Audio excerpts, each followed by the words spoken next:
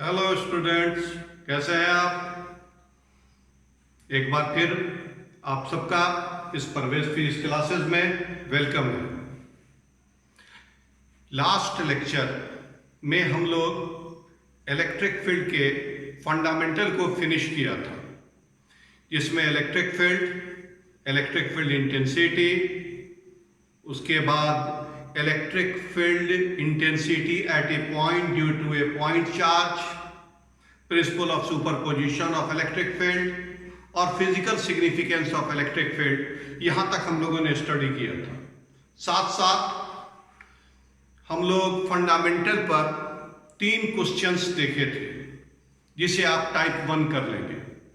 आज हम लोग आगे बढ़ते हैं न्यूमेरिकल्स में कि और किस किस टाइप के न्यूमेरिकल्स पूछ सकते हैं। तो हम लोग सेकंड टाइप ले रहे हैं, पेंडुलम टाइप प्रॉब्लम। इसमें क्या रहेगा कि एक अनचार्ज स्ट्रिंग से एक मास लटका हुआ है, एक मास सस्पेंडेड है, एक अनचार्ज स्ट्रिंग से एक मास सस्पेंडेड है, इस पर चार्ज है और फील्ड वगैरह की चर्चा रहेगी और प्रॉब्लम को सॉल्व करने के लिए दिया जाएगा। हमने इस टाइप के प्रॉब्लम्स को समझने के लिए आपको एक मॉडल क्वेश्चन दे रहे हैं, जिससे आपका कंसेप्ट एकदम क्लियर रहे कि आप खुद प्रॉब्लम को सॉल्व करने लगे। क्वेश्चन है ए पेंडुलम ऑफ मास m। ये पेंडुलम है, इसको बॉब बोलेंगे। इस बॉब का मास m है और इस पर चार्ज q है। यह रेस्ट में है एक हॉरिजॉन्टल यूनिफॉर्म इलेक्ट्रिक फील्ड, जिसका स्ट्रेंथ E है। कहता है कि जब यह रेस्ट में है तो यह पेंडुलम का स्ट्रिंग वर्टिकल के साथ क्या एंगल बनाएगा। गौर से देखो, यहां इस बॉब पर इस बॉब का मास m है और चार्ज q है।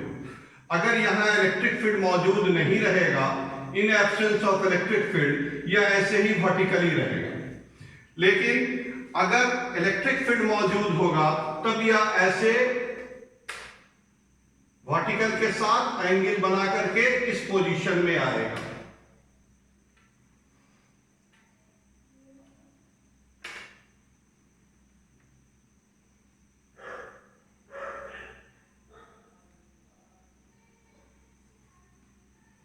इस तरह से आ जाएगा।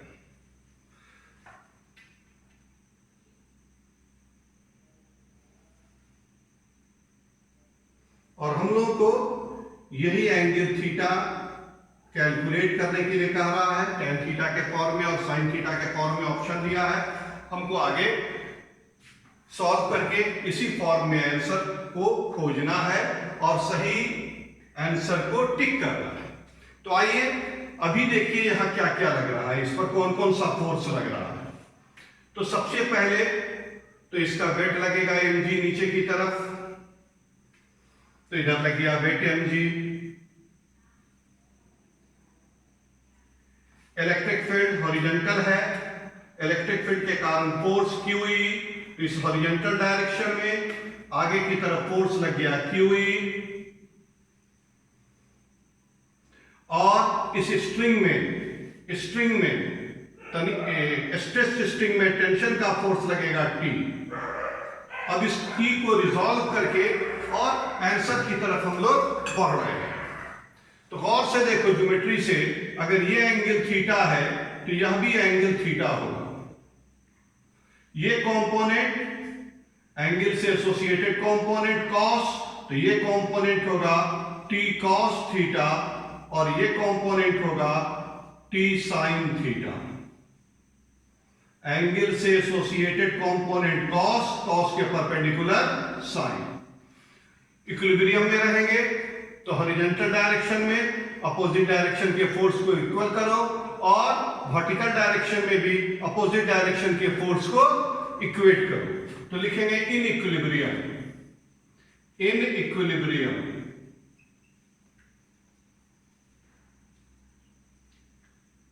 क्वेश्चन में दे रहा है एट रेस्ट में कब होंगे, जब इस पर रिजल्टेंट फोर्स 0 होगा। जिसे हम लोग इक्विलिब्रियम का स्टेज कहेंगे। चलिए हॉरिजॉन्टल डायरेक्शन में पीछे की तरफ देखिए क्या लग रहा है, टी साइन थीटा। तो T sine theta equal to Q E. अब वर्टिकल इक्विलिब्रियम से आ जाओ, T cos theta is equal to M G. T cos theta equal to M G. दो इक्वेशन मिल गया, इसको सॉल्व करके आप आसानी से अब आंसर की तरफ बढ़ सकते हैं। From equation first divided by second, first divided by second we get, चलो डिवाइड करो, T sine theta by T cos theta, T T cancel, तो क्या आएगा, sine theta by cos theta equal to tan theta. चलो RHS को divide करो, Q E by M G, Q E by M G. अब अपने option को check करो, tan theta equal to Q E by M जी, हमारा second option सही है, करेक्ट है, इसको टिक कर ले। अब यहां पर थोड़ा सा 2-3 मिनट हम आप लोगों से इस तरह के प्रॉब्लम से रिगार्डिंग थोड़ा सा डिस्कशन करते हैं। क्वेश्चंस में कभी Q का वैल्यू दे देगा, E का वैल्यू दे देगा, M का वैल्यू दे देगा, G आपको मालूम है, और tan थीटा का वैल्यू कहेगा कैलकुलेट कर। थीटा का वैल्यू कैलकुलेट करने के लिए तो वैल्यू रख करके हम लोग थीटा का वैल्यू कैलकुलेट कर सकते हैं। कभी कहेगा कि टेंशन कैलकुलेट करो, तो यहां से देखो T sine theta equal to M G, तो T equal to Q E by M G.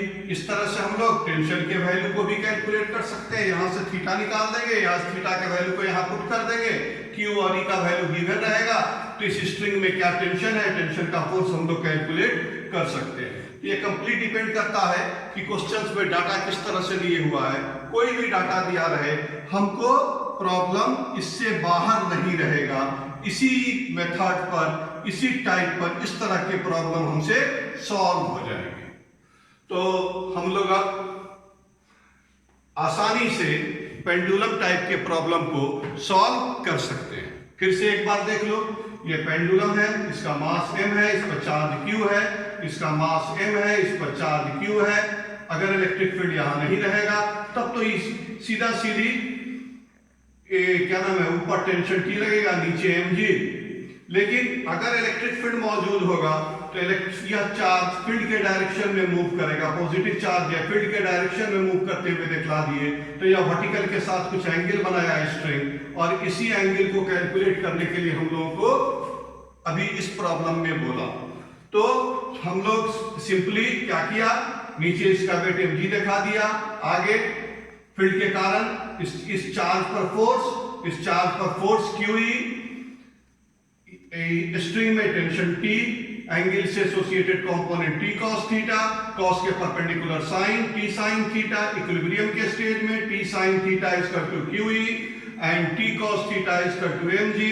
अब जैसा क्वेश्चन रहेगा उस हिसाब से इस दोनों इक्वेशन की हेल्प से हम लोग प्रॉब्लम को सॉल्व करेंगे। यहाँ का हमारा tan थीटा के फॉर्म, साइन थीटा के फॉर्म में है, तो यहाँ पर हम साइन थीटा के फॉर्म में आंसर नहीं आ रहा है, हम देख रहे हैं कि T आ जाएगा, तो डिवाइड कर दिया इक्वेशन 1 को इक्वेशन 2 से, T cancel, sign theta by cos theta tan theta, और इधर डिवाइड किए तो QE बाई mg। अब जैसा क्वेश्चन, जैसा डाटा, उस हिसाब से हम लोग डाटा पुट करेंगे और प्रॉब्लम को सॉल्व करेंगे। अब हम लोग थर्ड टाइप के प्रॉब्लम की तरफ बढ़ रहे हैं। यह problem based on distance, time, acceleration, velocity वगैरह। इसमें किस तरह का क्वेश्चंस पूछेगा, याद करो 11th क्लास में काइनेमेटिक्स में जो इक्वेशन पढ़े थे, v equal to u plus at, s equal to ut plus half at square, v square equal to u square plus 2as, वह थ्योरी यहाँ अप्लाई होगी इस इलेक्ट्रिक फील्ड में, और प्रॉब्लम्स पूछा जाएगा, और उस प्रॉब्लम्स को हमको उस काइनेमेटिक्स की थ्योरी के मदद से सॉल्व करना रहेगा। जैसा डाटा रहेगा उस टाइप के उस इक्वेशन को हम उठा करके प्रॉब्लम को सॉल्व करेंगे। जैसे यहां देखो एक मॉडल क्वेश्चन दिया है, जो आपका कंसेप्ट क्लियर होगा किस तरह का क्वेश्चन पूछ सकता है। एक मॉडल क्वेश्चन आपके सामने दे रहे हैं, an electron moves a distance of 6 centimetre. एक इलेक्ट्रॉन मूव कर रहा है 6 centimetre when accelerated from rest. जब यह इलेक्ट्रॉन एक्सेलरेट कर रहा है रेस्ट से, एक्सेलरेटेड फ्रॉम रेस्ट यानी इनिशियल वेलोसिटी 0,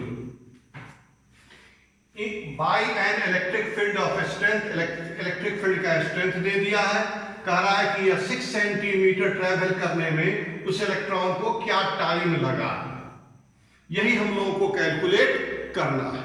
इसके लिए बच्चों पहले क्वेश्चन को पढ़ते जाएंगे और क्वेश्चन के हिसाब से हम लोग सॉल्व करते हुए जाएंगे। आइए शुरू करते हैं। यहां पर इलेक्ट्रिक फील्ड स्ट्रेंथ 2 × 10⁴ ही है। एक बार फिर से, एन इलेक्ट्रॉन, तो इलेक्ट्रॉन का मास लिख दो। Mass of electron 9.1 × 10⁻31 kg। हर आदमी को मालूम है। चार्ज ऑन इलेक्ट्रॉन, इलेक्ट्रॉन पर चार्ज का मैग्नीट्यूड 1.6 × 10⁻19 कूलम। आगे फिर पढ़ो data. moves a distance s is equal to 6 centimeter, may be written as 0.06 meter. Electric field का strength capital E equal to 2 × 10⁴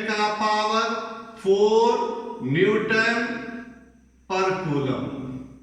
यह क्वेश्चन सीबीएसई का पूछा हुआ है।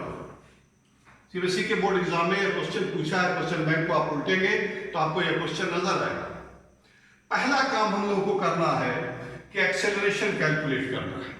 तो एक्सेलरेशन कैलकुलेट करने के लिए पहले इलेक्ट्रॉन पर क्या फोर्स लग रहा है सो कैलकुलेट करो। Force on electron, force on electron F is equal to QE। अब इलेक्ट्रॉन का एक्सेलरेशन निकालो। एक्सेलरेशन ऑफ इलेक्ट्रॉन, आप जानते हो बच्चे, एक्सेलरेशन इक्वल टू होता है force by mass. Force by mass, force का वैल्यू QE, मास का वैल्यू m। अब वैल्यूज पुट करो। Q का value 1.6 × 10⁻19 charge on electron. Electric field का value 2 × 10⁴ divided by mass of electron 9.1 × 10⁻31 अब इसको सॉल्व कर लो। यहीं पर इसको मल्टीप्लाई करो तो ये आ जाएगा 3.2। 3.2 पॉइंट को रोको, 10 को सॉल्व करो। -31 ऊपर गया तो +31, उसमें 4 ऐड करो 35। 35 में से 16 को हटाओ, 16 को हटाओ 35 में से।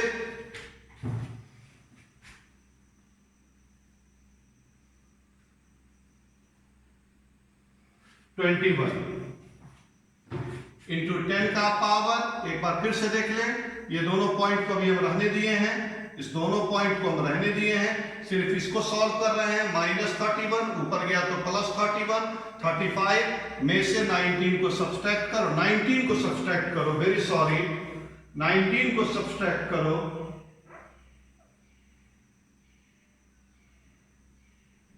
16 × 10 का पावर 16। ये 3.2 रहने दो और ये 9.1 भी रहने दो।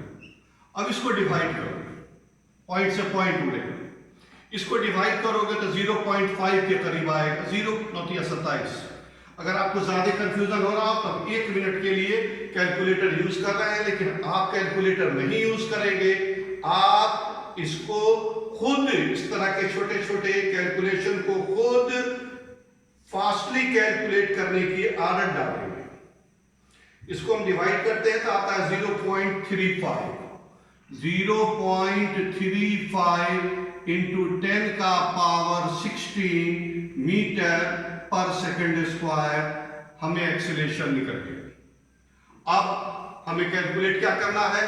कैलकुलेट करना है टाइम, एस डिस्टेंस मालूम है, यू वैल्यू मालूम है, फ्रॉम रेस्ट तो यू का वैल्यू हो जाएगा 0, एक्सेलरेटेड फ्रॉम रेस्ट तो u 0, u मालूम है, s मालूम है, a कैलकुलेट कर लिए और t का वैल्यू कैलकुलेट करना है तो सीधे इक्वेशन अप्लाई करो, s is equal to ut plus half at square. अब बच्चों जो क्वेश्चन में डाटा दे रहा है उस डाटा सबको यहां पुट करो और t के वैल्यू को कैलकुलेट करो। कैलकुलेट करने की आदत डालना है। s के जगह पर 0.06, u का value 0 into T 0 plus half, a का वैल्यू 0.35 और 10 का पावर इंटू 10 का पावर 16 इंटू टी स्क्वायर। अब बोलो यहां से t का वैल्यू कैलकुलेट होगा? करना तो आपको चाहिए। थोड़ा सा हम आगे बढ़ के समझाने की कोशिश करते हैं कि आप कैसे कैलकुलेशन करना है आपको। तो यहां देखो यार, T square is equal to 2 into 0.06 divided by 0.35 into 10 का पावर 16। अब ये टी स्क्वायर है, यहीं पर सॉल्व करो, इधर से स्क्वायर हटाओ तो ये रूट के अंदर आ जाएगा। अब बहुत आसान तरीका देखो आ रहा है, 10 का पावर 16 नीचे है, ऊपर ले जाओ तो 10 का पावर -16, 10 के पावर -16 का रूट लोगे तो 10 का पावर -8। अब रूट के अंदर क्या बच रहा है 100 देखो, 6 इंटू 2 1.2, 1.2 को डिवाइड करना है 3.5 से और उसका रूट निकालना है। 1.2 को डिवाइड करना है और किससे? 0.35 से और इसका रूट कैलकुलेट करना है। इसको सॉल्व करोगे तो यह वैल्यू आता है, हम डायरेक्ट बोल रहे हैं 0.58, 0.58 0.58 इंटू, इसको सॉल्व करेंगे तो यह वैल्यू आएगा 0.58 इंटू 10 का पावर -8 सेकेंड। अब जो ऑप्शन सही है, ऑप्शन 1 करेक्ट है, तो ऑप्शन 1 को आप कर लेंगे। यहां कैलकुलेशन मैंने डायरेक्ट लिखा है, आप इस कैलकुलेशन को खुद कर लेंगे।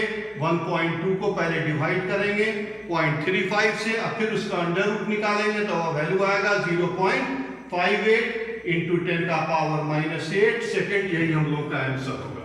तो कभी क्वेश्चन में यह अप्लाई होगा, कभी v equal to u plus at apply होगा, कभी v square equal to u square plus 2as apply होगा। जैसा डाटा रहेगा उस हिसाब से हम इस इक्वेशन को उस हिसाब से लेकर के और जो कैलकुलेट करना रहेगा उसको कैलकुलेट कर देंगे। सिर्फ याद रहे कि एक्सेलरेशन को निकालना रहेगा। जनरली सवाल में इलेक्ट्रिक फील्ड का वैल्यू दे देगा, चार्ज का वैल्यू दे देगा, मास दे देगा और एक्सेलरेशन का वैल्यू हम लोग को कैलकुलेट करना रहेगा। बाकी आगे की पढ़ाई ठीक वही 11th वाला जो इक्वेशन है उन सब इक्वेशन के हेल्प से हम लोगों को क्वेश्चन बन जाया करेगा। तो इस तरह के क्वेश्चन को हम लोग आसानी से सॉल्व कर सकते हैं।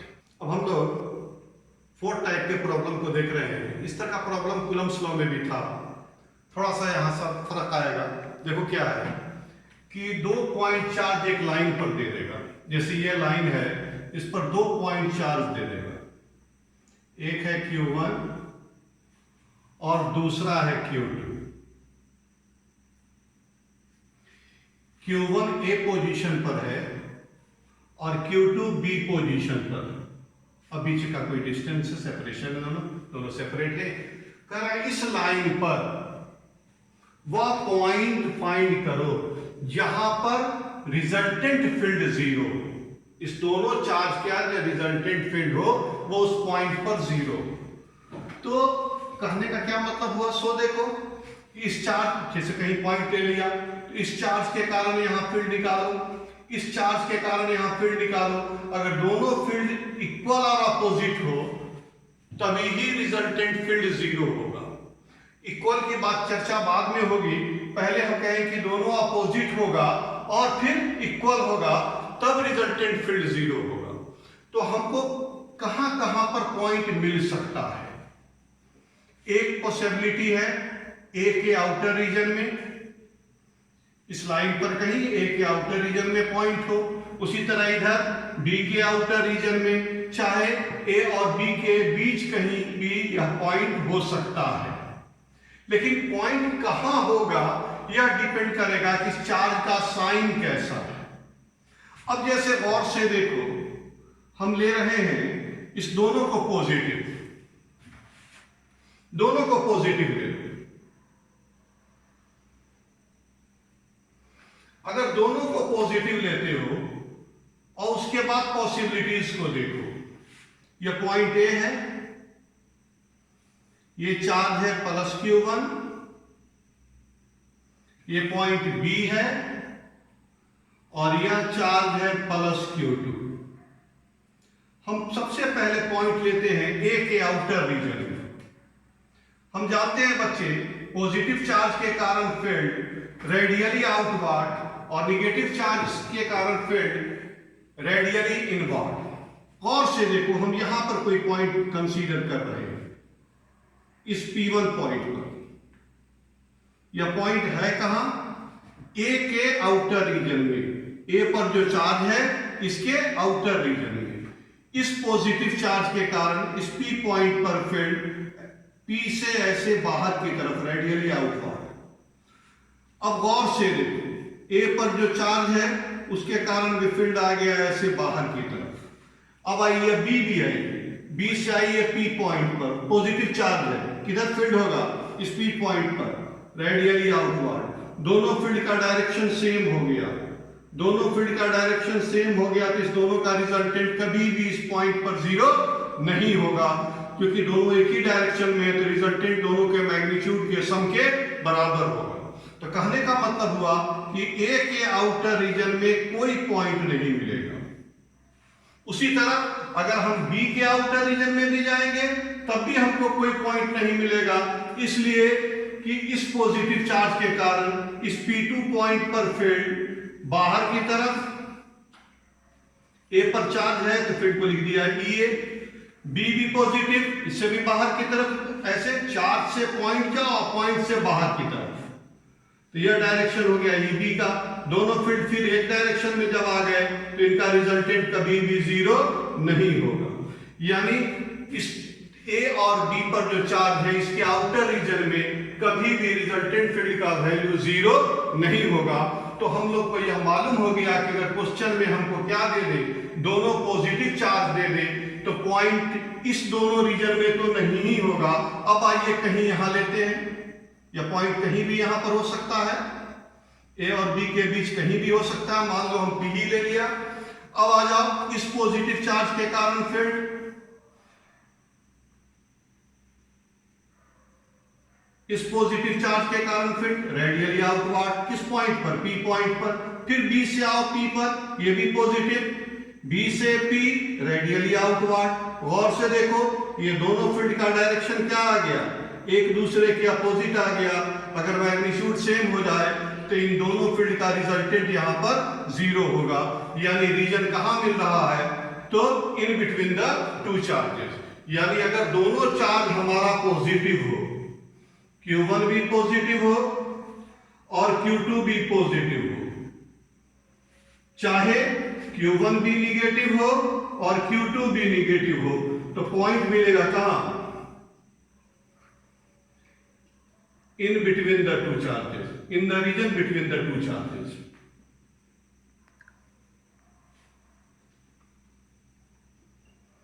Between the two charges. अब इस तरह से हम लोग को ऑब्जेक्टिव सॉल्व करने के टाइम में पहले से मालूम रहेगा कि अगर दोनों पॉजिटिव है या दोनों निगेटिव है तो हमको सीधे पॉइंट दोनों के बीच ले लेना है कहीं भी, अब लेकर के जैसा क्वेश्चन डाटा देगा उस हिसाब से हम लोग को ये डिस्टेंस कैलकुलेट करने के लिए कहेगा, ये डिस्टेंस पूरा दे देगा।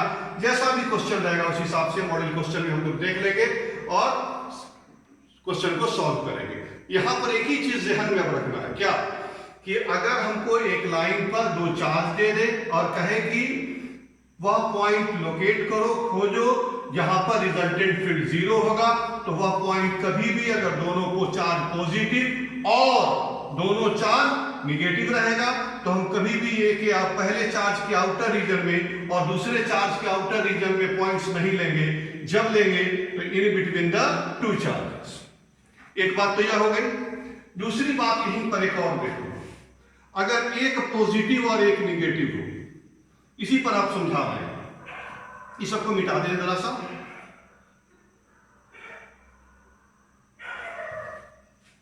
एकदम कंसेप्ट आपका क्लियर होगा, टाइम सेविंग होगा एग्जामिनेशन हॉल में। एग्जामिनेशन हॉल में सबसे पहले हमारे पास जो ये है कि मेरी तैयारी इस तरह से रहे कि हमारा टाइम एग्जैक्ट सीधे क्वेश्चन बनाए और इसमें क्वेश्चन पढ़े और क्वेश्चन बनाना शुरू कर दें। हमारा जो मॉडल क्वेश्चन है, जो टाइप से जिस टाइप का जहां पर सेटिंग होगा वहां सेट करके प्रॉब्लम को सॉल्व करेंगे। अब हम क्या कर रहे हैं कि ए को भी पॉजिटिव ले रहे हैं और बी को निगेटिव ले रहे हैं। फर्स्ट रीजन में कंप्लीट हो गया कि अगर दोनों पॉजिटिव और इसी तरह से दोनों निगेटिव रहेगा तो पॉइंट्स कहां मिलेगा? In the region between the two charges. अब हम Q1 को पॉजिटिव लेते हैं और Q2 को निगेटिव लेते हैं। देखते हैं कि पॉइंट्स कहां मिलता है। चलो पहले ए के आउटर रीजन में आ जाओ, P1 लिखा ही हुआ है। चलो P1 पॉइंट पर देखो फील्ड का क्या है, इस दोनों चार्ज के कारण फील्ड क्या होता है। यह लेना है हमारा एक पॉजिटिव और दूसरा निगेटिव। इस पॉजिटिव चार्ज के कारण P1 पॉइंट पर फील्ड बाहर की तरफ EA। अब गौर से देखो, इस निगेटिव चार्ज के कारण फील्ड रेडियली इनवर्ड, पॉइंट से चार्ज को मिलाने वाले लाइन पर इनवर्ड। तो ये हो गया डायरेक्शन इधर। अब बोलो इस रीजन में फील्ड 0 होगा कि नहीं होगा? दोनों का डायरेक्शन एक दूसरे के अपोजिट, अगर मैग्नीट्यूड सेम हो जाए तो इस रीजन में पॉइंट मिलेगा। उसी तरह से बी के आउटर रीजन में जाओ, तो बी के आउटर रीजन में जाओ, पॉइंट ले लिया यहां P2। इस पॉजिटिव चार्ज के कारण ए पर जो पॉजिटिव चार्ज है इसके कारण फील्ड, तो पॉजिटिव चार्ज से पॉइंट तक जाओ और यहां से आउटवर्ड चले जाओ, बाहर की तरफ। पॉजिटिव चार्ज के कारण आउटवर्ड। तो यह आ गया मेरा किसका डायरेक्शन? ए पर मौजूद चार्ज के कारण फील्ड EA। अब फिर आ जाओ ये निगेटिव चार्ज से पॉइंट तक जाओ और वहां से इनवर्ड, तो रेडियली इनवर्ड यह डायरेक्शन हो गया। दोनों एक दूसरे के अपोजिट हो गए। अगर मैग्नीट्यूड सेम हो जाए तो रिजल्टेंट फील्ड 0 होगा, यानी ए के आउटर रीजन में भी, Q1 पॉजिटिव चार्ज के आउटर रीजन में भी और निगेटिव चार्ज के आउटर रीजन में, दोनों में पॉइंट्स मिलेगा जहां पर रिजल्टेंट फील्ड 0 होगा। अब आइए बीच में देखें, ये पॉजिटिव चार्ज यहां पर क्या है? पॉजिटिव चार्ज के कारण इस पॉइंट पर फील्ड, तो पॉजिटिव चार्ज से पॉइंट तक जाओ, पॉजिटिव चार्ज के कारण फील्ड बाहर की तरफ, तो कर दो रेडियली आउटवर्ड। अब आ जाओ ये निगेटिव चार्ज के कारण फील्ड, तो क्या बोले हैं? चार्ज से पॉइंट तक जाओ और फिर इनवर्ड चार्ज की तरफ। दोनों का डायरेक्शन सेम हो गया। इस डायरेक्शन में कभी भी फील्ड 0 नहीं होगा। तो हमको कहां फील्ड 0 मिलेगा? हम लोग को फाइनली कंक्लूजन क्या मिलेगा कि अगर एक चार्ज पॉजिटिव रहे और दूसरा चार्ज निगेटिव रहे और वह पॉइंट जहां पर फील्ड 0 हो, वह पॉइंट कहां मिलेगा? तो ए के पॉजिटिव के ऐसे बोलते हैं पॉजिटिव के आउटर रीजन में मिलेगा, निगेटिव के आउटर रीजन में मिलेगा। पॉजिटिव और निगेटिव के बीच ऐसा कोई पॉइंट नहीं मिलेगा जहां पर इलेक्ट्रिक फील्ड रिजल्टेंट फील्ड का वैल्यू 0 होगा। तो यहां पर एक छोटा सा शॉर्ट में लिख देते हैं, पॉइंट्स कहां मिला? In the outer region, in the outer region of the two charges. Of the two charges. अगर हमको पहले से यह कंसेप्ट क्लियर है तो सीधे हम लोग जैसा चार्ज का साइन रहेगा उस रीजन में पॉइंट्स को लेकर के प्रॉब्लम को सॉल्व करेंगे। यह प्रॉब्लम थोड़ा लंबा हो जाएगा इसलिए कि इसमें दो जगह पॉइंट को हमको कैलकुलेट करना रहेगा। ए के भी आउटर रीजन में, पॉजिटिव चार्ज के भी आउटर रीजन में पॉइंट लेंगे और निगेटिव चार्ज के भी आउटर रीजन में पॉइंट लेंगे। यानी कहोगे तो एक ही क्वेश्चन में दो क्वेश्चन बन जाएगा। एक इस रीजन में भी पॉइंट को कैलकुलेट करना रहेगा और एक इस रीजन में भी पॉइंट का डिस्टेंस इस निगेटिव चार्ज से कैलकुलेट करेंगे। उसी तरह से इस पॉजिटिव के भी आउटर रीजन में पॉजिटिव चार्ज से पॉइंट का डिस्टेंस कैलकुलेट करेंगे। जैसा क्वेश्चन रहेगा उस हिसाब से क्वेश्चन के डाटा के हिसाब से प्रॉब्लम को सॉल्व करेंगे। अब हम लोग इस पर एक मॉडल क्वेश्चन देखेंगे। मॉडल क्वेश्चन आपका बोर्ड पर आ गया है। क्वेश्चन पढ़ें आप। Two charges 4 microcoulomb and 36 microcoulomb are placed 60 centimeter apart at what distance from the bigger charge on the line joining the two charges the electric field intensity is 0। गौर से देखो, sign नहीं अगर लिखते हैं यहां क्वेश्चंस में तो आप साइन पॉजिटिव लेंगे, यानी दोनों चार्ज हमारा पॉजिटिव है। अगर दोनों चार्ज पॉजिटिव है तो हमको पहले चार्ज के आउटर रीजन में या दूसरे चार्ज के आउटर रीजन में जाने की जरूरत ही नहीं है। ये ए पॉइंट है, यहां पर चार्ज है 4 माइक्रोकूलम Q1।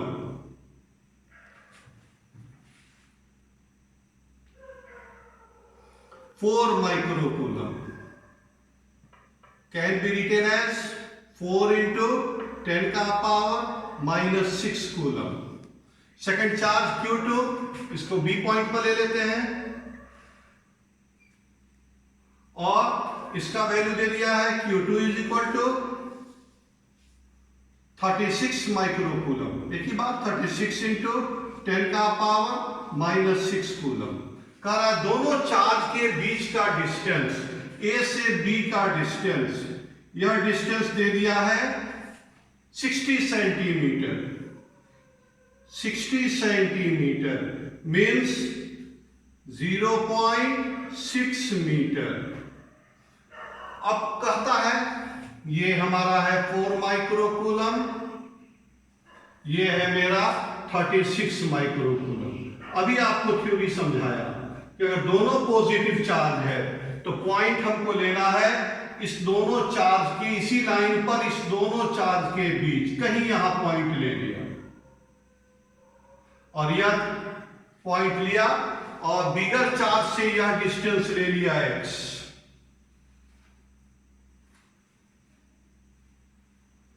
तो ये डिस्टेंस हमारा हो गया, पूरा था 60, 0.6 मीटर में, तो यह डिस्टेंस हो गया हमारा 0.6 -x।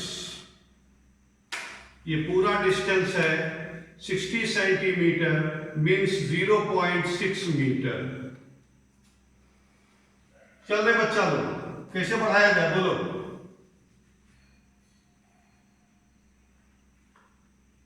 आप ही लोग बोलो, खुद एक बार फिर देख लो। इस पॉजिटिव चार्ज के कारण फील्ड इधर आ जाएगा, Q1 चार्ज के कारण E1 लिखो चाहे ये लिखो, बात सेम है। और इस पॉजिटिव चार्ज के कारण फील्ड इधर, दोनों फील्ड एक दूसरे के अपोजिट, दोनों फील्ड एक दूसरे के अपोजिट। अगर मैग्नीट्यूड सेम हो जाए तो रिजल्टेंट फील्ड 0 होगा। तो दे रहा है, गिवन है resultant electric field at point P 0। That is यह कब 0 होगा, जब ये दोनों का मैग्नीट्यूड सेम हो जाए। डायरेक्शन अपोजिट देख ही रहे हैं, अगर मैग्नीट्यूड सेम हो जाए तो यह P पॉइंट पर रिजल्टेंट फील्ड 0 होगा। अब तुम पॉइंट चार्ज के कारण जो फील्ड का फॉर्मूला है उसको यहां अप्लाई करो, देखो रिजल्ट आ जाएगा। E1 का वैल्यू 1/4 4 पाई एप्सिलॉन 0, एक पॉइंट चार्ज के कारण किसी पॉइंट पर रिजल्टेंट फील्ड इंटेंसिटी का value 1/4 pi epsilon 0 q by r square. तो 1 इस चार्ज के कारण 1/4 pi epsilon 0 q1 by r square. हम समझाने के लिए थोड़ा सा लंबा कर रहे हैं, आप इसको जितना शॉर्ट कर लीजिए, a से p का स्क्वायर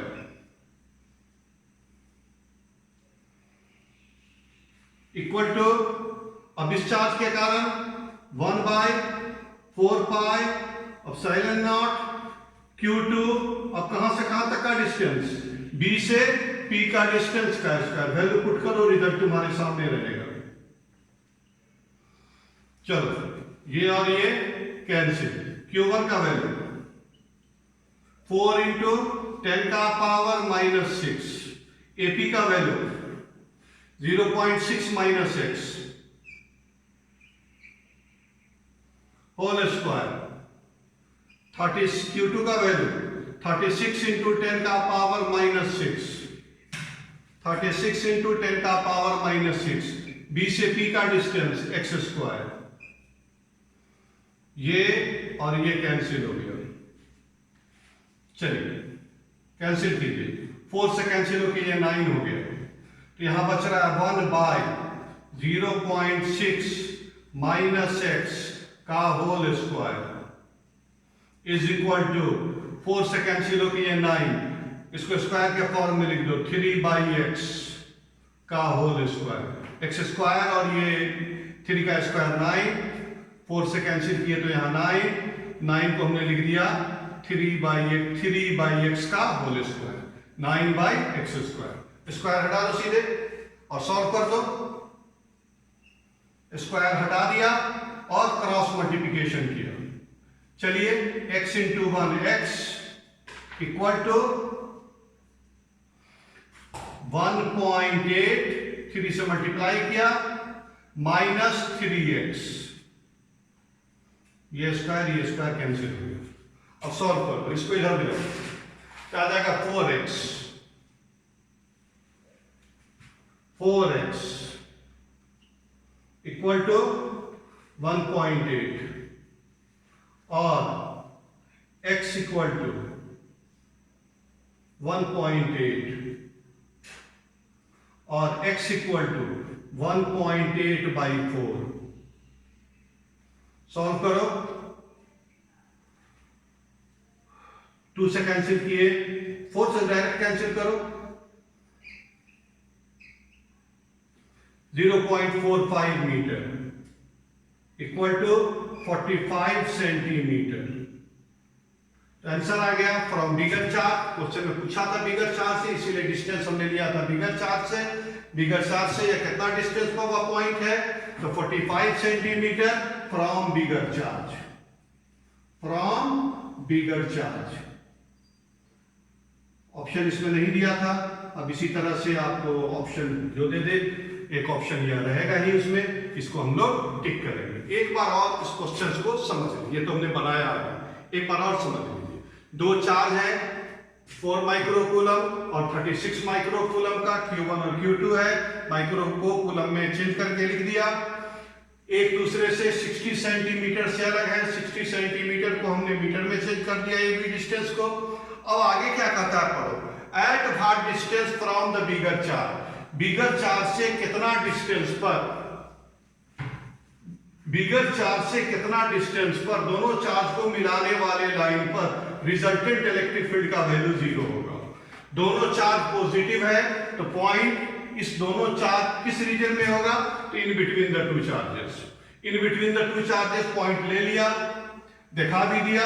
इस पॉजिटिव चार्ज के कारण फील्ड इधर, इस निगेटिव चार्ज और इस पॉजिटिव चार्ज के कारण भी फील्ड इधर, दोनों फील्ड एक दूसरे के अपोजिट है। अगर मैग्नीट्यूड सेम हो जाए तो इस पॉइंट पर रिजल्टेंट फील्ड 0 होगा। यानी P पॉइंट पर क्वेश्चन में गिवन है कि रिजल्टेंट फील्ड 0 है, तब 0 होगा जब दोनों का मैग्नीट्यूड सेम होगा। मैग्नीट्यूड का वैल्यू रख दिया, डाटा जो क्वेश्चंस में दिया हुआ है उसको पुट किया, सॉल्व किया तो यह डिस्टेंस निकल गया 45 centimetre from the bigger charge.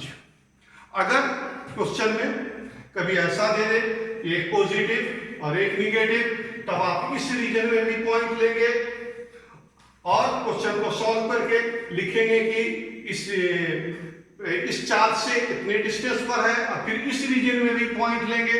अगर ये पॉजिटिव चार्ज लेंगे तो लिखेंगे पॉजिटिव चार्ज से आउटर रीजन में जो डिस्टेंस निकलेगा उस डिस्टेंस पर, उसी तरह निगेटिव चार्ज में निगेटिव चार्ज के कारण इस रीजन में निकलेगा रिजल्टेंट फील्ड 0।